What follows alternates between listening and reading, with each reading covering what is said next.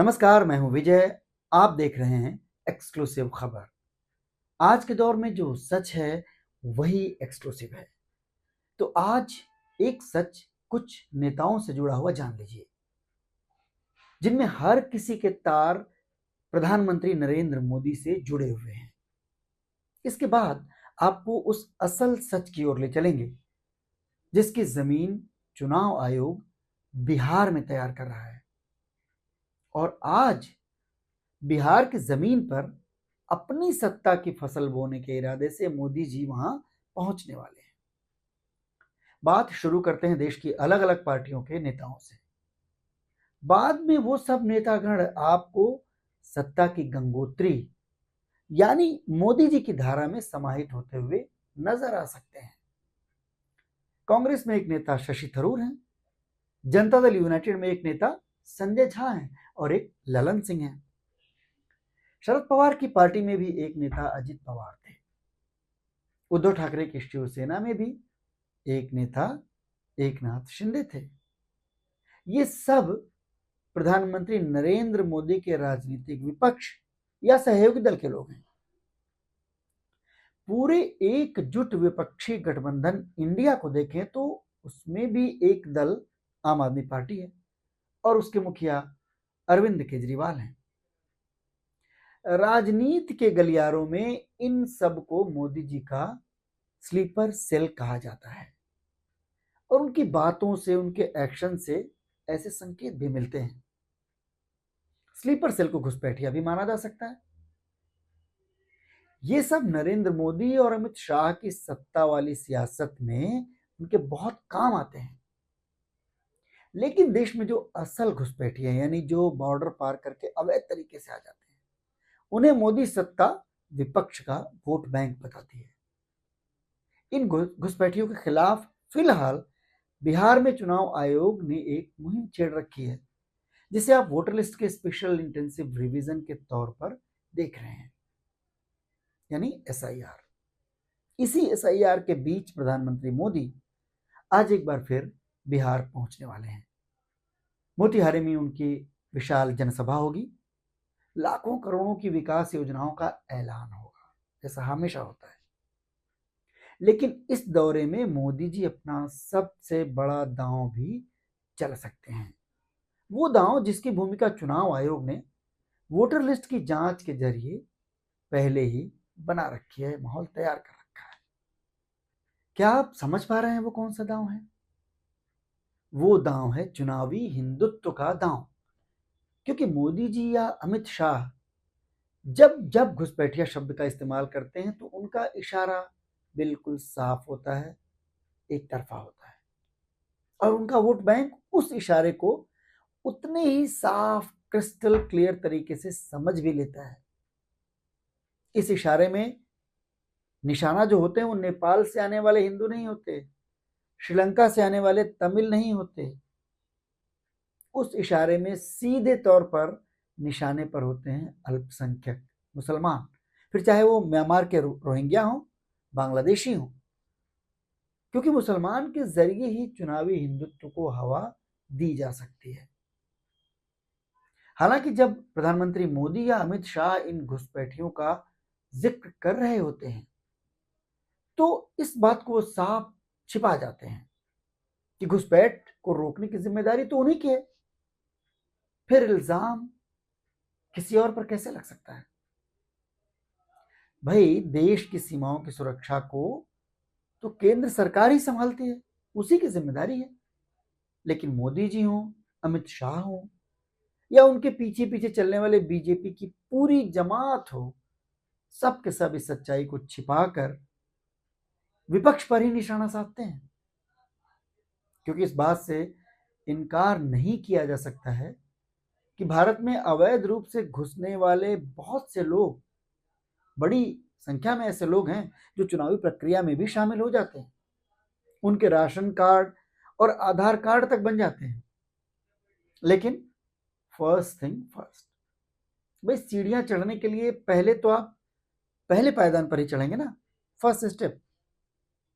वैसे तो हर पायदान की जिम्मेदारी केंद्र सरकार की है, लेकिन इस पहले पायदान यानी सीमा पार से जो घुसपैठ होती है उसकी सारी जिम्मेदारी केंद्र सरकार की ही है। अगर सरकार ये दलील देती है कि कई देशों से भारत की सीमाएं जो लगी हैं वो खुली हुई हैं, तो उन्हें बंद करने की जिम्मेदारी किसकी है? तो आप ही की है। अगर इस पर सरकार भौगोलिक परेशानियों की बात करती है, घने जंगलों, पहाड़ों और दरिया की दलील देती है, तो ऐसे किसी ठिकाने पर घुसपैठिए बस तो नहीं जाते हैं ना। मान लीजिए वो दरिया के सहारे आए, जंगल के रास्ते आए, तो आएंगे तो आबादी में ही, और उसके बाद वो हमारे गांव, कस्बों और शहरों में आकर के घुलते मिलते हैं और बस जाते हैं। जंगल, पहाड़ या दरिया या आबादी के बीच, इसके बीच जो बॉर्डर होता है, क्या उन्हें वहां पर रोका नहीं जा सकता? कोई घुसपैठिया आबादी में कदम रखते ही ऐसा तो है नहीं कि आया और राशन कार्ड और आधार कार्ड हासिल कर लिया, ऐसा तो है नहीं। फर्जी तरीके से ही सही, लेकिन एक प्रक्रिया से तो उसे भी गुजरना ही पड़ता होगा ना। उस प्रक्रिया को पूरा करने वाले लोग कौन है? उसकी जांच करने वाले लोग कौन है?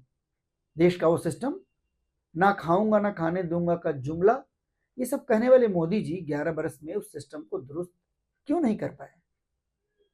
मोदी जी और उनकी पूरी सत्ता क्या बिहार, झारखंड और बंगाल जैसे राज्यों में घुसपैठ को लेकर वाकई चिंतित हैं, या ये सिर्फ चुनावी खेल है?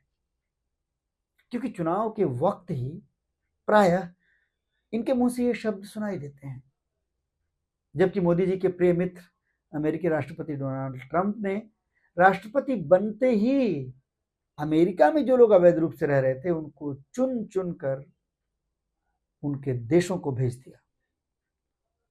भारत के लिए भी उन शर्मनाक तस्वीरों का जिक्र हम यहां नए सिरे से करना नहीं चाहते, जो सबने देखा है। मोदी जी ने 2014 में पहली बार प्रधानमंत्री बनते ही ऐसा क्यों नहीं किया? 2019 में दोबारा चुने गए, उसके बाद ही ऐसा कुछ कर लेते, लेकिन नहीं किया। और 2024 में तीसरी बार प्रधानमंत्री बनने के बाद भी मोदी जी की जुबान पर घुसपैठिए ही रहते हैं, जबकि इस समस्या से निपटना उन्हीं का काम है, उन्हीं की जिम्मेदारी है। कहीं ऐसा तो नहीं कि अपने चुनावी हिंदुत्व को जिंदा रखने के लिए मोदी जी घुसपैठिए शब्द को जिंदा रखे हुए हैं? आज बिहार में वोटर लिस्ट जांच के जरिए घुसपैठियों की जांच का काम भी चुनाव आयोग कर रहा है। अमित शाह का मंत्रालय ये काम नहीं कर रहा है जिसको भी करना चाहिए, जिसका असल में ये काम है। वोटर लिस्ट की जांच को सुप्रीम कोर्ट में चुनौती जो दी गई है, उसके दौरान सुप्रीम कोर्ट ने भी चुनाव आयोग के सामने ये सवाल उठाया कि गृह मंत्रालय के काम में आप क्यों पढ़ते हैं, आप क्यों उसमें घुसना चाहते हैं? लेकिन जिस तरह मोदी हैं तो मुमकिन है, उसी तरह मोदी सत्ता में भी कुछ भी मुमकिन है। ऐसी राह पर चलते हुए आज बिहार में प्रधानमंत्री मोदी अपने चुनावी हिंदुत्व को मुमकिन बनाने की राह तलाश रहे हैं।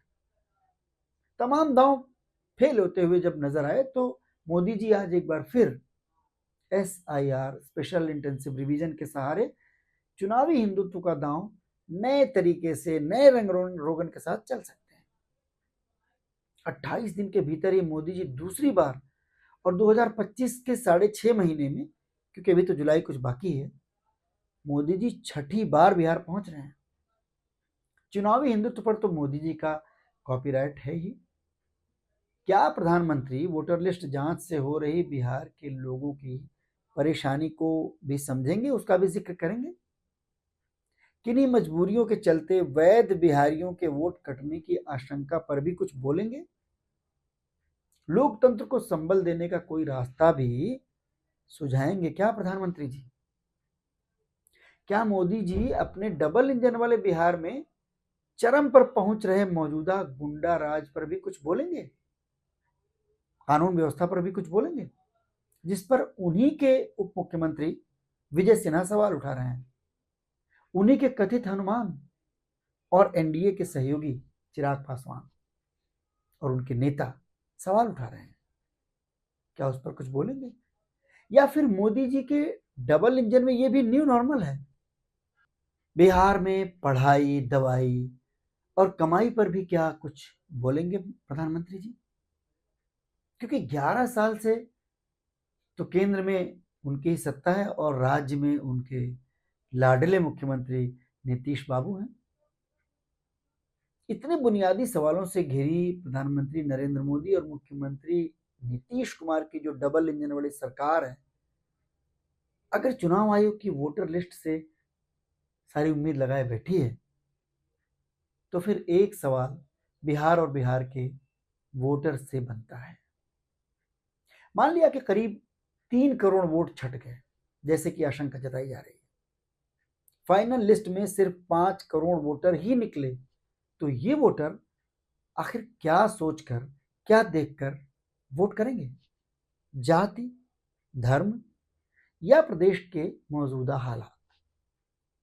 इनमें से कई वोटर्स के बच्चे भी पिछले 11 साल में वोट डालने की कतार में आ चुके होंगे। उन बच्चों के लिए पिछले 11 साल में ऐसा क्या भविष्य उनके माता पिता ने बिहार में देख लिया है? डबल इंजन की सत्ता का कौन सा वादा उन्हें जमीन पर उतरता हुआ दिखाई दिया है? बिहार ही नहीं, हर राज्य के लिए, पूरे देश के लिए वोटर लिस्ट से भी ज्यादा महत्वपूर्ण है वोटर, उसके वोट देने का आधार। अगर हमने और आपने सही चुनाव करने में चूक की, तो फिर हर बात बेमानी होगी। बहुत बहुत धन्यवाद।